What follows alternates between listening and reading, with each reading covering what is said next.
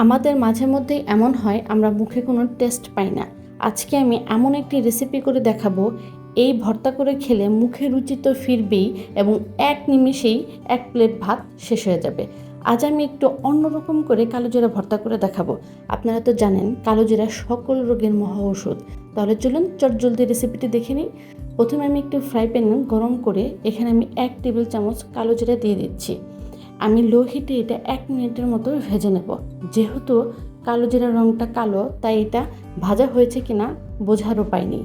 প্রথমে আমি এটা 1 মিনিট ভেজে নেওয়ার পর যখন কালো জিরাটা লাফালাফি করবে তখনই বুঝতে হবে কালো জিরাটা ফুটছে।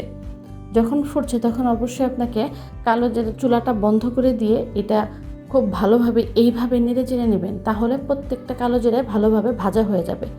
এখন আমি এটা তুলে নিচ্ছি। নিয়ে আমি এখন 1/4 কাপের মতো সরিষার তেল দিয়ে দিচ্ছি। অবশ্যই আপনাকে সরিষার তেল ব্যবহার করতে হবে, সরিষার তেল ছাড়া এই ভর্তার আসল স্বাদটা আসবে না।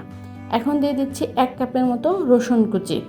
এই কালো জিরার গোপন টিপস হচ্ছে আপনাকে রসুন কুচিটা সবচেয়ে বেশি দিতে হবে আর কালো জিরার পরিমাণটা সবচেয়ে কম দিতে হবে, তাহলে কালো জিরার তিতা ভাবটা থাকবে না। এখন দিচ্ছি 1/4 কাপের মতো পেঁয়াজ কুচি, দিচ্ছি 10-12টির মতো কাঁচামরিচ। এটা আপনাদের ইচ্ছে মতো আপনারা বাড়িয়ে কমিয়ে দিতে পারেন। এখন এটা আমি 3-4 মিনিটের মতো হালকা আঁচে ভেজে নেব, তাহলে এই রসুন পেঁয়াজের কাঁচা গন্ধটা চলে যাবে।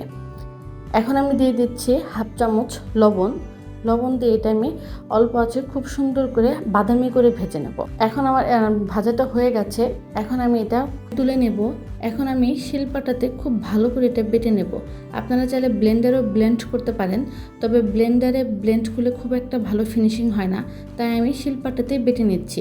প্রথমে আলাদা করে কালো জিরাটা খুব ভালো করে গুঁড়া করে নিতে হবে, তারপরে আপনার রসুন পেঁয়াজের সাথে বাটতে হবে। কিন্তু রসুন পেঁয়াজের সাথে যদি কালো জিরা একসাথে বাটতে যান তাহলে কিন্তু কালো জিরা ব্লেন্ড ফিনিশিং হবে না, কারণ তেলের কারণে আপনার কালো জিরাটা খুব একটা ফিনিশিং হবে না। প্রথমে এটা গুঁড়া করে নিয়ে তারপর একসাথে সুন্দর করে বাটতে হবে। আমার কালো জিরাটা বাটা হয়ে গেছে। এখন আমি কিছুটা পাটায় ভাত বেটে নিচ্ছি। এই পাটায় বাটা ভাত এটা যে খেতে কি টেস্টি, যে না খেয়েছেন সে বুঝবেন না। আপনারা অবশ্যই কালো জিরা বাটার পর একটু ভাত বেটে খেয়ে একটু টেস্ট করবেন কেমন হলো। আমার ভাত বাটাটা হয়ে গেছে, এখন আমি এটা তুলে নেব। আমি এটা তুলে নিয়েছি। ফাইনালি আমার কালো জিরা বাটাটা হয়ে গেছে। আজ এ পর্যন্তই। আল্লাহ হাফেজ।